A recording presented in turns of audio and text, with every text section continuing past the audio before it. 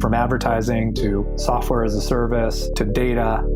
Across all of our programs and clients, we've seen a 55 to 65% open rate. Getting brands authentically integrated into content performs better than TV advertising. Typical lifespan of an article is about 24 to 36 hours. If we're reaching out to the right person with the right message and a clear call to action, then it's just a matter of timing.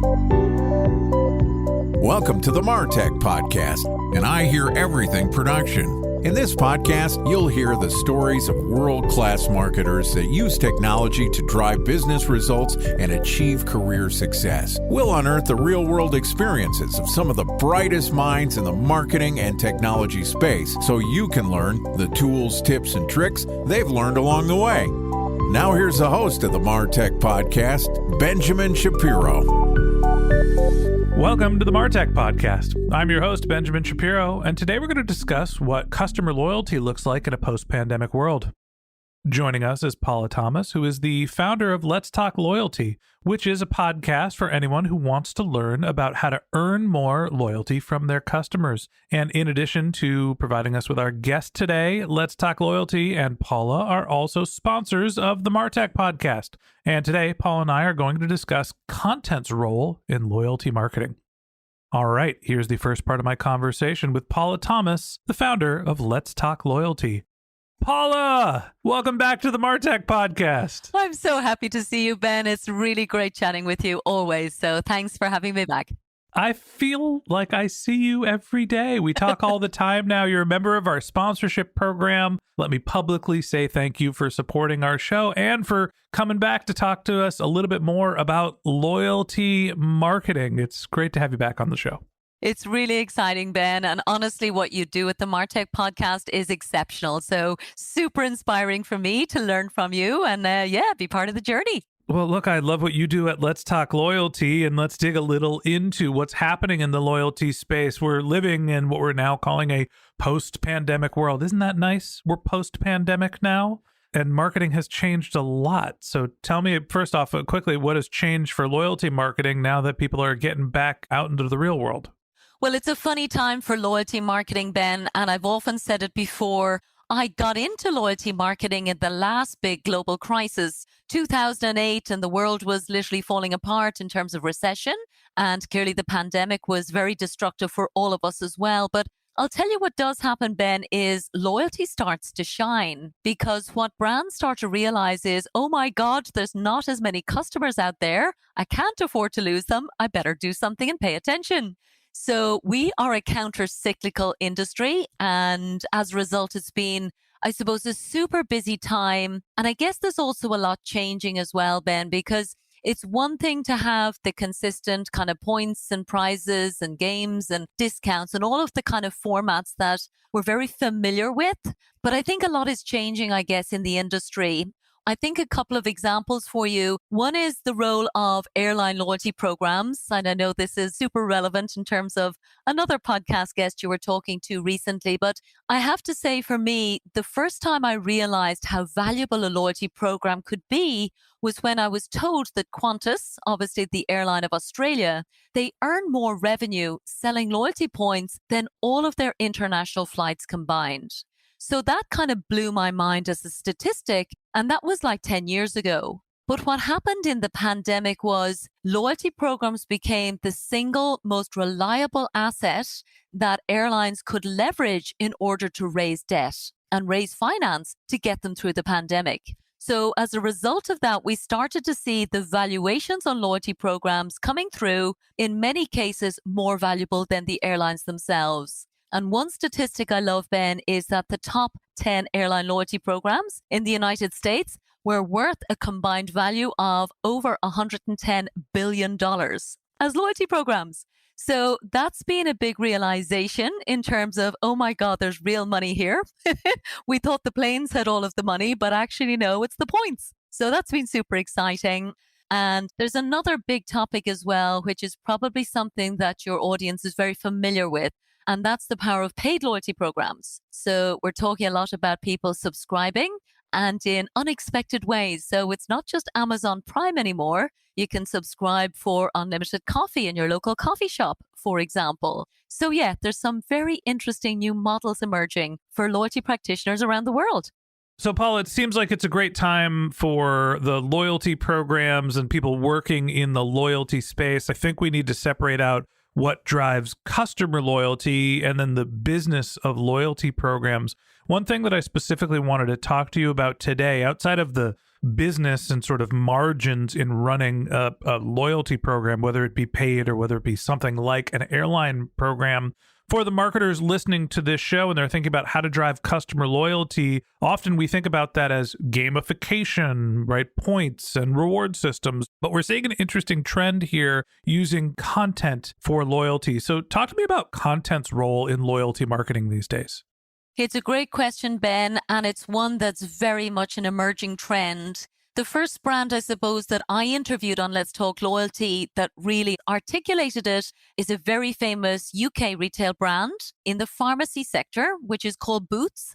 And it would be one of the most respected loyalty programs, extremely engaging. And for years, of course, it's had a very generous points program. It's now going into discounts, for example, as well for members. So it's definitely a very powerful model. But what is really interesting is that Boots are talking about, content has a role to play because it achieves a couple of things. So any marketer knows that, first of all, what you want to do is you want to engage with your customer. And you want to engage in a way that feels authentic. So I think we've all spent an awful lot of time and an awful lot of money, for example, doing things like social media. But actually what that doesn't achieve is really allow you to tell the story in the same way that, for example, a podcast might do. So clearly we're all fans of podcasts to drive loyalty. And I think we all know about videos and we know about all of these different formats. But I think it's the first time that we're starting to say within a loyalty program, first of all, content is sometimes, and not always, but sometimes being incentivized. So for example, I interviewed a guy in South Africa and they had a very interesting case study where they want to educate people specifically about their banking services. And South Africa is a country where not everybody can even afford to have a bank account. But what they decided was actually content was a way to hook them in even before they were in the market for those banking services. But they gave them rewards in order to consume it. So essentially what they were doing was they were connecting with them, they were rewarding them and really building a relationship and starting to build a net promoter score with people who had never actually been customers of that business.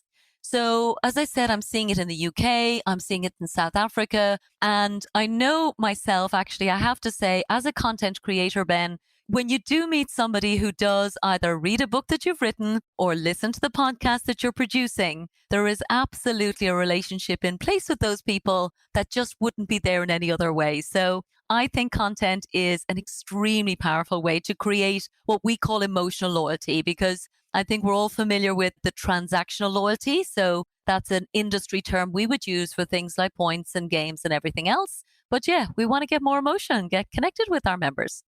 What I'm hearing from you is that people are basically giving away some sort of value in exchange for consuming content, with the idea that that content builds emotional resonance, affinity with the brand, and understanding of products and services. So let's say hypothetically I wanted to build in some content loyalty programs into the Martech podcast. We've got 12 active sponsors right now, and I want our listeners to consume all of their content, and I'd be willing to give them some sort of reward. What is the technology stack? Sort of how do you put those programs together to reward people for the consumption of your content? Well, this is above my pay grade, I have to say, Ben. So I'm definitely not the person who talks about the tech stack at all. I'm very much on the proposition side. I will say that on our show, we have 5 different sponsors who are, I suppose, world leaders. For example, I work with a brand, Epsilon, who provide all of the Walgreens loyalty program. I work with another brand called Capillary Technologies, for example. They power the Domino's loyalty program.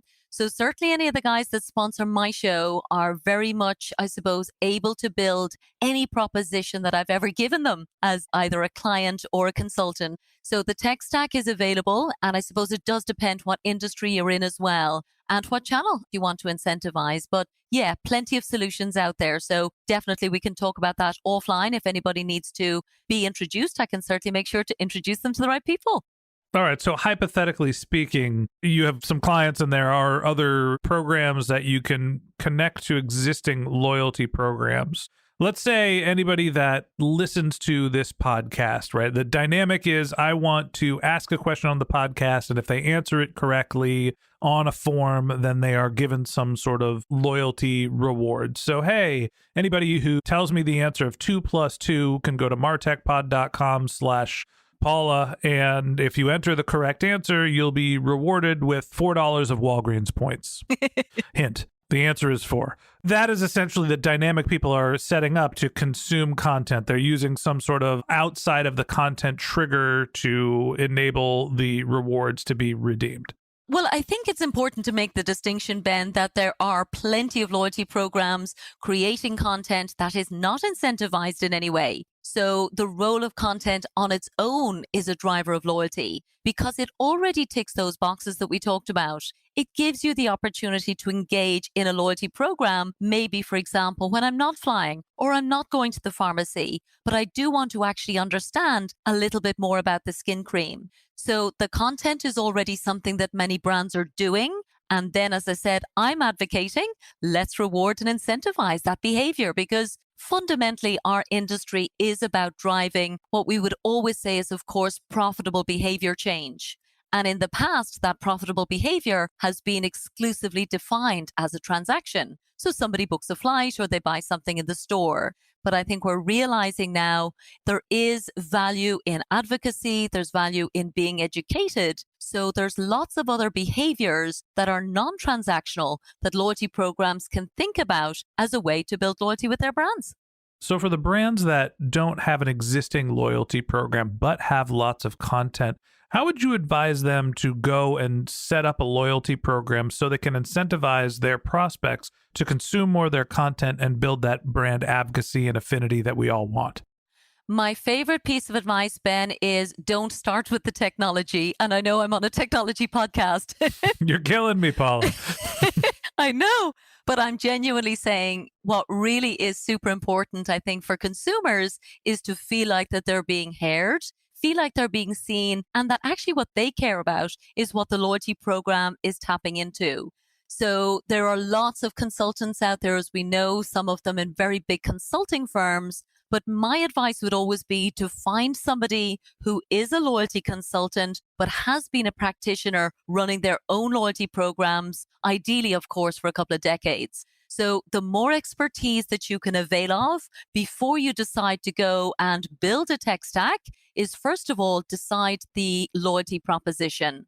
And that has to go through a very comprehensive and well-considered piece of research. And I do think that actually relates directly back to the COVID thing that we talked about. So during COVID, people started to question and reevaluate, who do I want to do business with? So I think it's important to listen to them and take into account what is it that these people care about within our brand. And then you go looking to amplify it, build the actual format, the mechanics, again, whether it's games or points or content. What exactly am I building for my audience? And then you go to market with a big RFP and you get some wonderful technology from plenty of the guys that we both know and love. I guess my big question here is when you're trying to incentivize people to consume your content with the loyalty and rewards program, it seems like that is something that is specifically focused on people who are already aware or in your loyalty program. Is there a way to do this where you're attracting new prospects, right? If I want everybody to start building MarTech loyalty reward points, it's probably not something that's going to be super interesting to people that aren't avid listeners of our show. So how can you incentivize new prospects, not people that are in your existing funnel or already your customers, to earn loyalty by consuming content? I think you're probably aware of the whole idea of Net Promoter Score. And that's exactly what we're, I suppose, keen to drive is advocacy and promoters. So I can guarantee the people who listen to your podcast know lots of other people who should listen to your podcast. So the idea is to harness the existing listeners and give them a reason to go and advocate and say, you know what, the Martech podcast is exactly what you should be listening to. And here's a benefit for you, and here's a benefit for me. The other piece I really like, I suppose, more on the consumer side is the whole, I suppose, again, softer piece, back to the emotional loyalty idea. So sharing is caring. And some of the programs I've talked to some of the people on our show is where you might want to give somebody a reward that they actually can't use at all. I did a lot of consulting work, for example, building loyalty programs in convenience retail. And sometimes we would actually give a gift of a free cup of barista crafted coffee, but actually you can't use it yourself. You have to gift it to somebody else. And that other person, in order to accept it, actually has to also be a member of the loyalty program. So yeah, there's lots of ways that we would call refer a friend, I guess. And it's a case again of back to the insight. What can I use to understand what will motivate both parties in order to take that initiative? You know, often we think about creating our content. We want prospects to consume it, to be aware of our brand. So we build thought leadership, affinity, know, like, trust. And sure, we want people to organically discover our content, but maybe sometimes they just need a little push, a little reward, a little incentive.